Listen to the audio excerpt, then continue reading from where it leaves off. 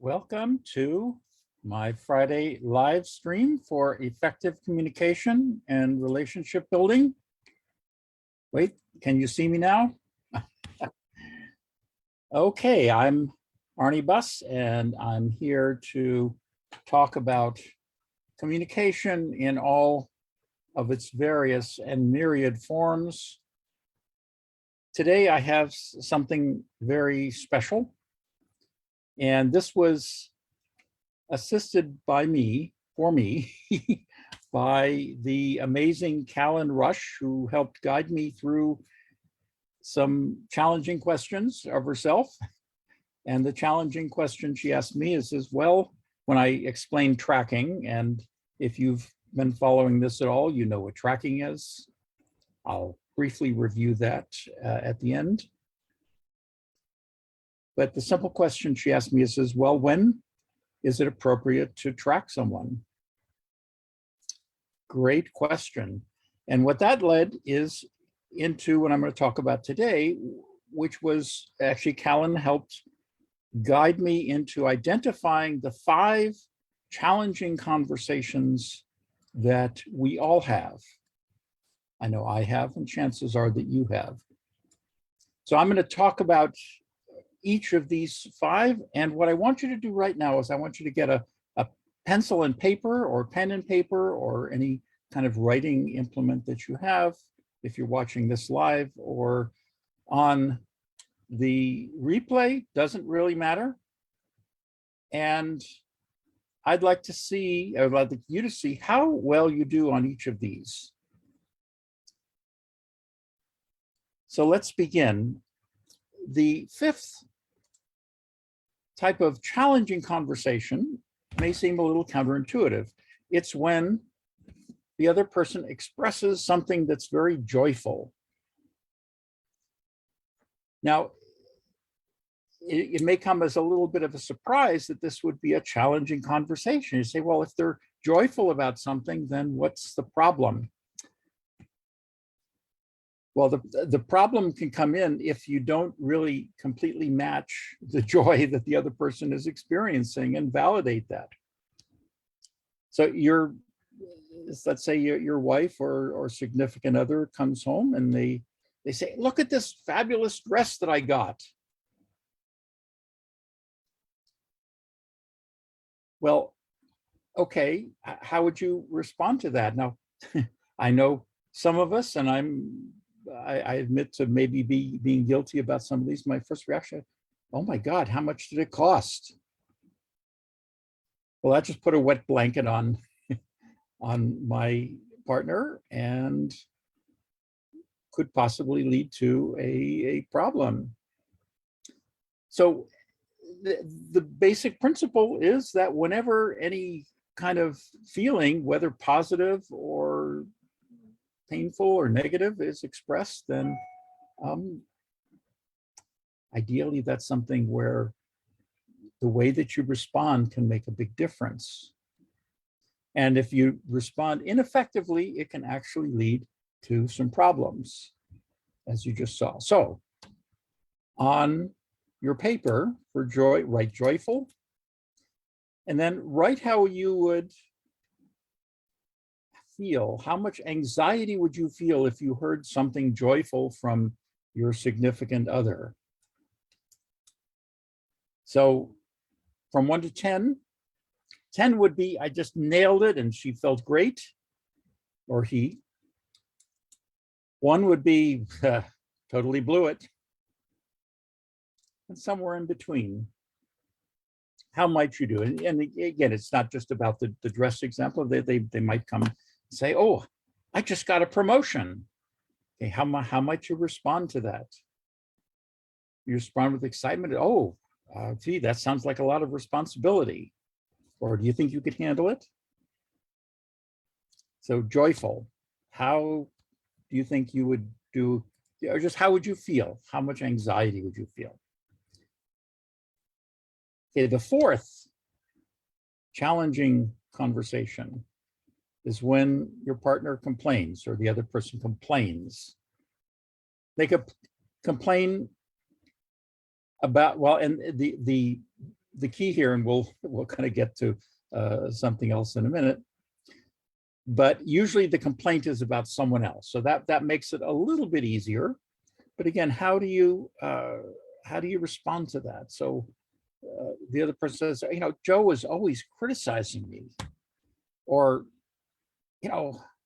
on my way back home, this jerk really cut me off from on the road, or even something like, I have to do everything around here. So when you hear a complaint, again, on a scale of 1 to 10, with 10 being just nailed it and the person complaining really feels heard and validated, to 1 where, every time they complain, we get into another argument. How did you do? Write down a number.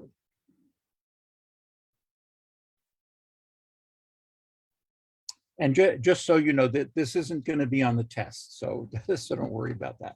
Okay, the number 3 type of challenging conversation is the painful one, where the other person is expressing, some kind of pain. Typically, we're talking about an emotional pain here. So, my dog died. I got fired. Or, I think my mom is on her last legs. They're talking about putting her on life support tomorrow. This can be a challenge. And when the other person expresses something painful, again, on a scale of 1 to 10, how much anxiety do you feel about that? It can be really difficult, challenging, in fact, to respond when somebody is in so much pain and you care about them. Of course, now, why are they saying this to you? Well, because you have some kind of relationship, some kind of important relationship. It need not be a romantic or intimate relationship, but it's just something that a relationship that's important, and they're expressing this and they're being open and vulnerable, and it's a challenge. So how do you think you would do if you hear somebody you care about express something painful? On a scale of 1 to 10, 10 is I totally validate them, and they I can't take them out of their pain, but they feel heard and understood and feel what's going on. Or 1 is just kind of blew it. My dog died. Well, let's get another. You can always get another. There are lots of dogs. I lost my job. Oh, well, you'll find a better one. Some of these responses, they're just so well-meaning, and yet they miss the mark. So again, how did you do on a scale of 1 to 10? Now, the second is the confrontational one. This is when you're being confronted about something, but not necessarily attacked. So everything is sort of indirect. I mean, in a way, the before, the complaining one is, why do I have to do everything around here? That's a little bit, that's bordering on confrontational, or but confrontational is a bit more direct. Like, why don't you ever put your dishes away? Why are you always throwing your clothes on the floor? A lot of the confrontational ones come up, they appear as questions. But again, the behavior is being addressed. So there's some behavior that they're unhappy about, and they're confronting you about it. That's the difference between complaining, when it's typically about someone else, and when they're confronting, which is about you. And they're not doing it in the most skillful way. Again, if they had the skills, if they'd taken my classes or had coaching from me, then they would have expressed it as an impact statement. That's a whole nother topic. But they're not doing. In that moment, they're upset about something, and they're confronting you about it. Why is the bathroom always a mess? A lot of these confrontational statements come across as rhetorical questions. So when they say, why don't you put your dishes away? They're not looking for an answer.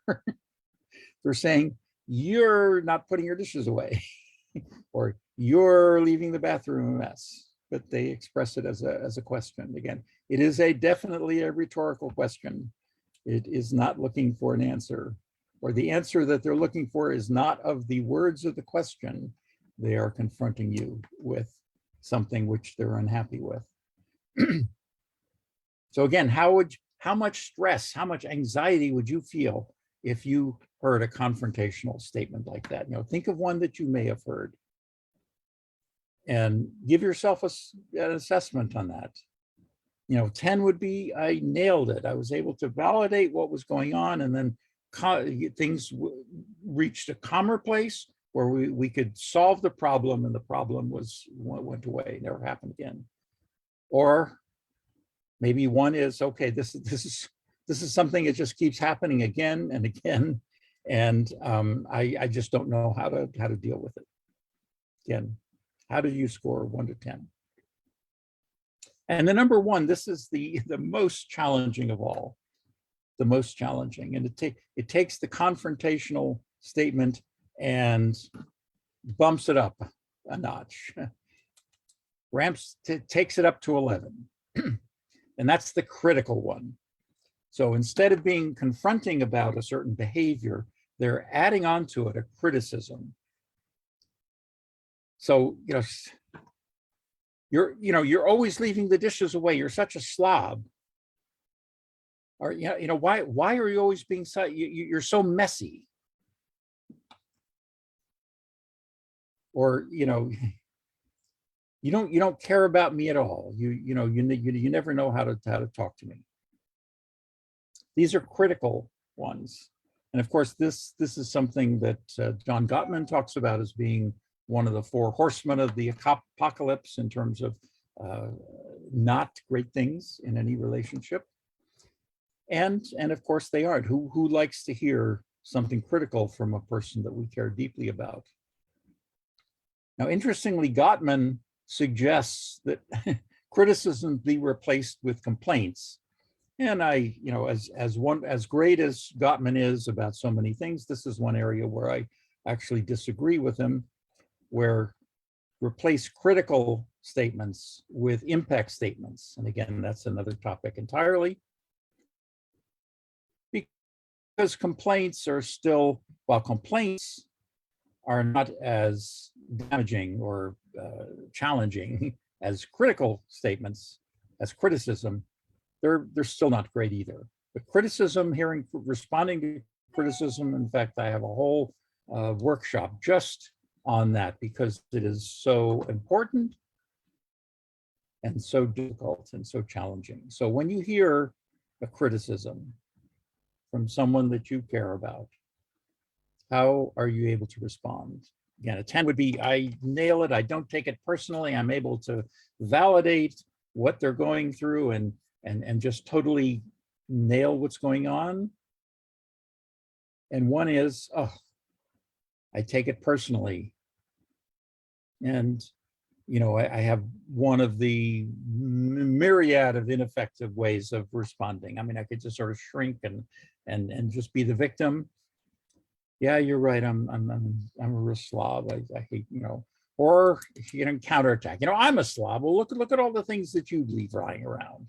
I'm not the only slob around here. Look at yourself. So when you hear something critical, 1 to 10, how do you do? Okay, now the moment of truth. Add them all, add up your score and see how you did.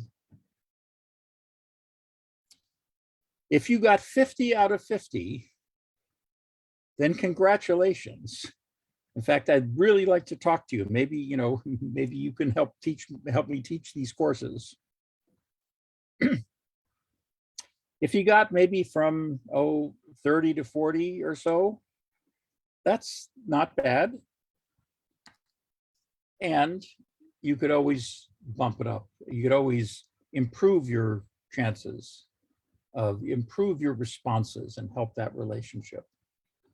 And maybe notice which of these five that you weren't doing so hot on.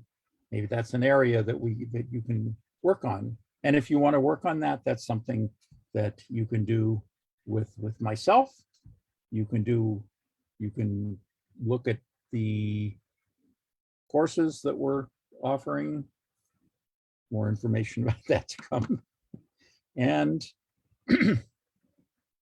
and if you got below that, then I would strongly encourage you to up your communication skills on this, because communication is just so important in all relationships. In fact, the consensus of marriage counselors is that communication is the #1 issue in all marriages problems that they encounter. So, and again, with a hat tip and thanks to Cal and Rush for helping me to identify these 5 challenging conversations. And when I investigated this, I realized that every challenging conversation fell into one of these 5 categories. Now, of course, there is one kind of bonus category, and that is the entrapping question.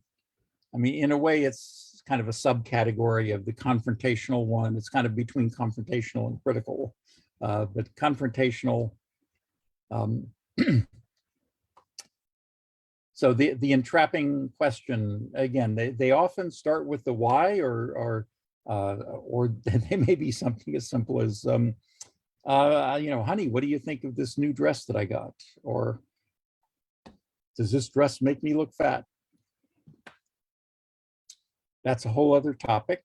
Again, challenging conversations, almost all of them fit into one of these 5 areas, either joyful, complaining, painful, confrontational, or critical.